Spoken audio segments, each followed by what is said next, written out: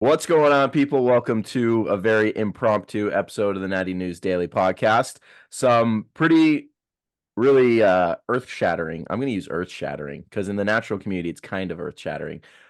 News dropped last night on Instagram, and not gonna lie, we were about to hop on a podcast at like 9:30 last night, but we made the call to We wait. we being me and Leroy, because Dan was I was probably asleep. I Yeah, saw yeah. it. I ignored that. I saw the 7 a.m. I'm like, 7 a.m. is good. Dan did this. Fuck you guys. But anyways, we're here in the morning.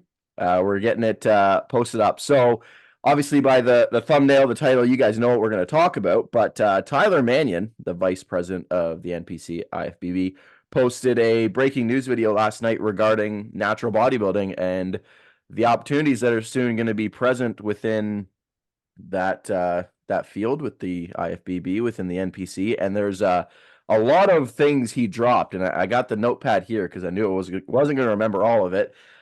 So for those that are in the loop with the NPC, the IFBB, or followed any of the videos we've done talking about it, they are starting to push into the natural stream rather aggressively. So in Canada, where I am, we have the CPA, which is the equivalent to the NPC in the States where James and Dan are. And we've had natural and open shows for as long as I've been competing. As long as I've been around bodybuilding, we've had the division. And then we have a natural pro qualifier, which is like our nationals, where you, in theory, can earn an IFBB pro card as a natural athlete. It is supposed to be drug tested and opposite to the open pro qualifier, which is for the enhanced side of the sport. The NPC, I don't know fully. I've heard that there has been some natural shows for a bit, but not like a massive So selection. the NPC Teen Universe used to be. Dave Lieberman runs a really good show over in Ohio in April. That one's coming up if you guys are interested in that one. Shout out that one. Like, I honestly looked at that one just because I've heard such good things about it. It's just way too early in the season for me.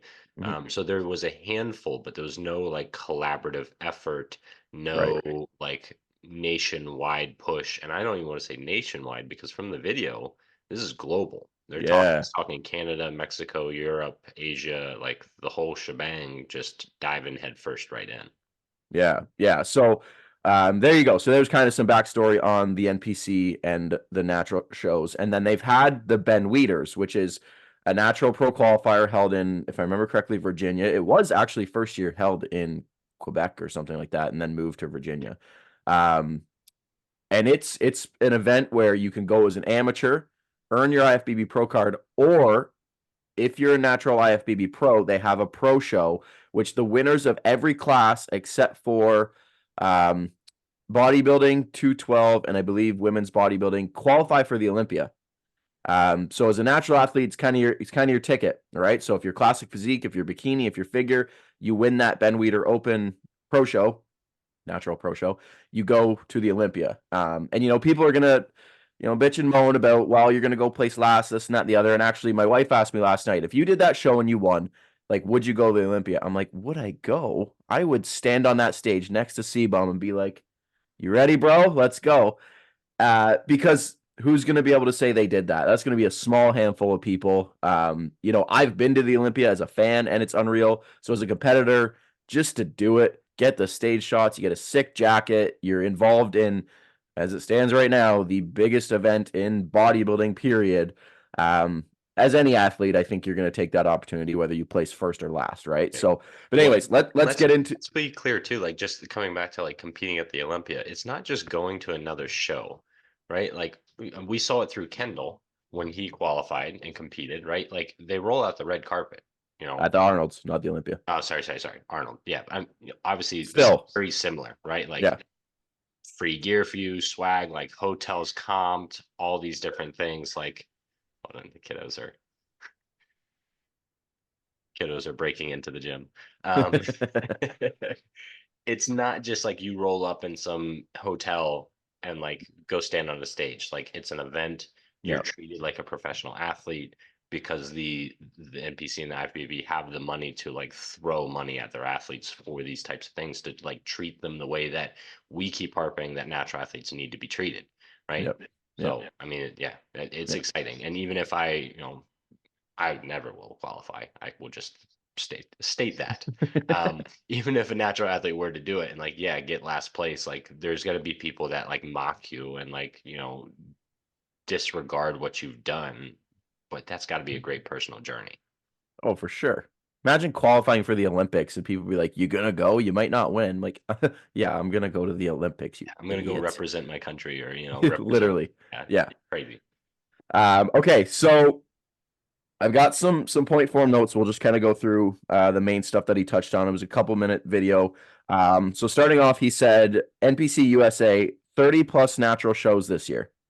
So sounds like it previously stated that it sounds like they want one in every state. So clearly they're making moves to make that happen. I don't know to the extent of what states are going to be there or where all the shows are yet. That there's no list for that yet, but it seems like, especially through Natty News, we're seeing kind of a new NPC natural this and NPC natural that pop up quite frequently. So shout out to the NPC Carolina. Seems to be pretty cool with us on Natty News. So that could be a pretty good event because the guy that runs it seems to be quite passionate about it. But yeah, I mean, 30 shows, like that's again, like James said, like that, no joke on that, right? They're It's really bigger than pushing. some established natural federations, and they're doing that in 1 year. Like, let's be real. This isn't just like we're gonna do a natural show. They just created a whole different organization and then outpaced half of the organizations that exist with like one announcement. Yeah. Yeah. And again, that's on top of Canada's already existing. I think we have probably 12 to 15 across the year from April to November. So, I mean, between that and Canada, so North America alone now, you're already closing on 50 events, which is sick. Yeah.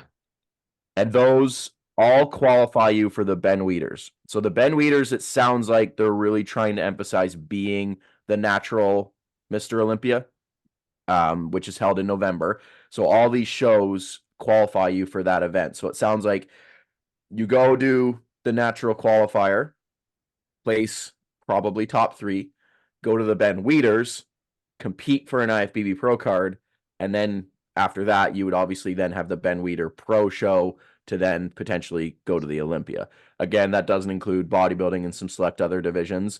I don't know the reason behind that, and I don't know if that'll change in the future. I imagine should the popularity continue to rise, they might start changing their mindset on that, but I don't exactly know why they're keeping it exclusive to like 8 out of 10 divisions or whatever the number is. But yeah, super cool.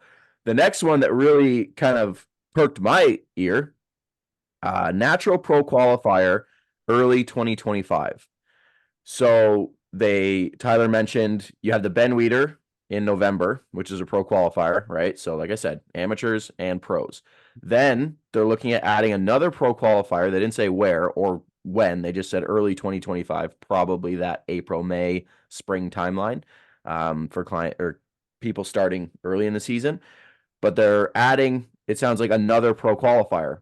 So another opportunity for you to qualify for to then compete and earn your IFBB Pro card, similar to here in Canada where you have your regionals. And for our natural pro qualifier, this is another one in early 2025. So for those in the States or people that are willing to travel, you now have this show early in the year and the Ben Weeders later in the year. So 2 opportunities to then earn your IFBB Pro card naturally and then use that moving forward. So I think that's pretty cool that they're giving not only more opportunities to compete naturally, but they're giving those extra opportunities because we know in the open stream, like pro shows galore, pro qualifiers galore, right? So it's cool that they're now not just keeping it exclusive to like, okay, we have one shot, the Ben Weeders in the fall that you could turn pro. Because we know within natural bodybuilding, pretty much any show in most organizations you can turn pro, right? Whether that's good or bad, we can keep that for another episode. But for them, they're saying, okay, we'll give you, a spring opportunity and a fall opportunity. So athletes, depending on where you are, when you want to compete, you now have options. They're not competing. They're creating that tiered system that I think we all kind of are in agreement that we like. The system that's very similar to the CPA. I just think that filters the talent into these bigger shows rather than just like letting anybody step on stage at specific shows, right? Like you want that because you want your headline show to mean something. And Yeah. how do you do that if it's open to anybody, or if the qualification to get there is super, super low, right? Like, oh, you've competed this year. All right, like anyone can go compete just to say they stepped on this like world level stage, right? Yeah.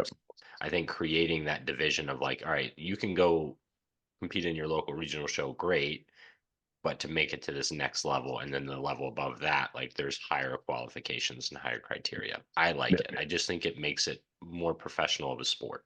Yep. Yeah, I wholeheartedly agree. Like up here, we used to have like a regional show, then your provincial show, then your national. So you had to go through like a three level before you got to the big one, and then they can the middle step. But no, I agree. I think anything, and you know, there's people that are like, well, it's so expensive to compete, and what if I can't travel? What if this? What if that? And like, okay, like everybody wants everything to be fair and perfect for everybody, and that's not how life works. That's not how sports work, right? If you want the high level athletes to be represented and you want this high level competition, which people that are true competitors want that. The people that want to go compete, win, lose, or draw, they want to be up there and challenged, right? It's the people that it drives me ape shit when people are like, man, I hope there's only like 2 in my class. I'm like, what are you talking about? Like, why do you want the easy win? And again, those are the people that likely are not overly competitive, both in nature, but also in physique, right? Like all three of us, regardless of how we're feeling or looking, like we want to go up there and compete. You know what I mean? So I think it's great. Yeah. Next up, And I Jake. just want to touch on that point just one time too, like the finances of it, right?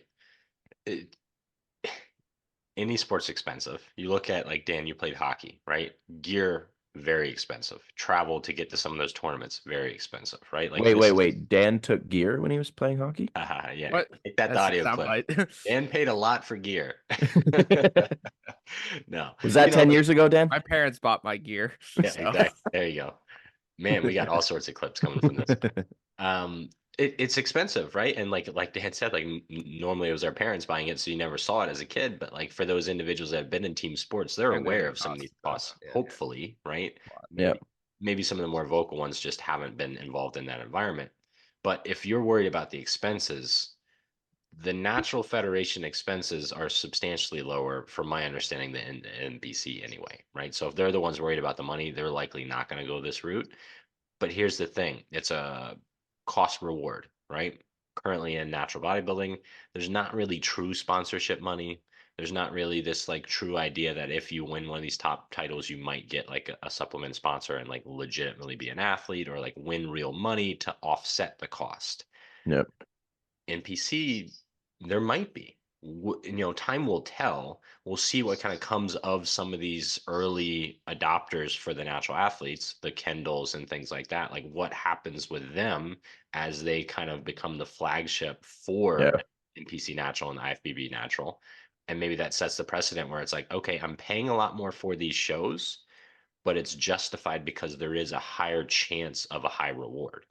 Yeah. Well, you got to Yeah. point out that guys like Kendall have gotten sponsorships from Core. Mhm. I don't think that's a coincidence. I mean, Core sponsors natural athletes that compete in lots of different organizations, or Brian DaCosta, WMBF world champ, but Kendall, is now working with Core and is a sponsored athlete of Core, as is Jacob O'Neill too. So, Who won his IFBB Pro card at the Ben Wieters this past November. Yeah. So, yeah. And a lot of other athletes that compete in, the truly tested feds, or however you want to verb it. Yeah. Yeah. Yeah, a lot of athletes there. But yeah, I just think like that's something to point out is yes, it's an expensive sport, but when the reward justifies it, it almost like negates the argument. Yeah, for sure. And like plan accordingly. You know what I mean? Like for a lot of people, they're taking that year, 2 years between the shows, like $20 a month, start tucking it away. And then by the time you compete, you're covered. You know what I mean? Like with anything, takes planning, a little bit of budgeting, you'll be fine. Okay, expanding worldwide. 2025, they want 10 to 15 natural IFBB pro contests. They noted US, Canada, Europe, and Asia. Yeah. So that would sound like, just like you have the Chicago Pro, the New York Pro, the Florida Pro, the Tampa Pro, you would then have natural shows like that. So that's been one of the gripes that I've seen people say is like, well, there's only one. Like after you turn pro, what do? Yeah. You only have one show. You only have the Ben Weeders. You go to the Ben Weeders, you happen to win, go to the Olympia, place last, or you are an IFBB pro, so you can do all those shows I just rhymed off, but you're not going to win. You know what I mean? So like you're going to be up there with Hunter Labrada or Terrence Ruffin or Ramon Dino, right? Like it sounds like, I could be reading it wrong, but it sounds like they are going to start implementing pro shows for you to do. So you would have the natural Toronto Pro, you would have the natural Denver Pro or whatever, right? So remedying that gripe from the community, if you could call it that, which I think was probably the plan all along, but it's implementing this stuff, right? You can't just be like, okay, starting tomorrow, we have 30 qualifiers, we have 10 pro shows, you got to go to the Ben Weeders, this, that, and the other. You got to go out in steps, right? So then again, he mentioned those would qualify you for the Ben Weeder. So the pro division of the Ben Weeders, which again, they're trying to make the big finale at the end of the year, just like the Olympia. And then again, he said that most divisions would then qualify for the Olympia should you win the pro division at the Ben Weeder. So you would have, again, your regionals, these two now, spring and then the Ben Weeder Pro qualifiers. And then across the year, if you are an IFBB Pro currently, like we mentioned, Kendall could jump in these shows.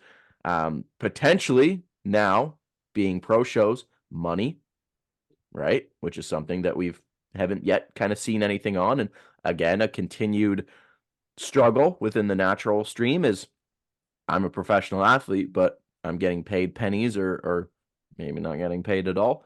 Yeah. So now if they have these pro shows that are, first, second, third, 10 grand, 5 grand, 2 grand, whatever it may be, you're going to start to see people be like, hey, if there's if there's athletes here in Canada and you want to go do the natural pro qualifier, turn pro, and then there's the Toronto natural pro in 2025, first place is 5K. I think we don't see that up here. What the OCB's doing, right? I think they're like the Yorton Cup is, I think 5, 3, and 1K for the top 3.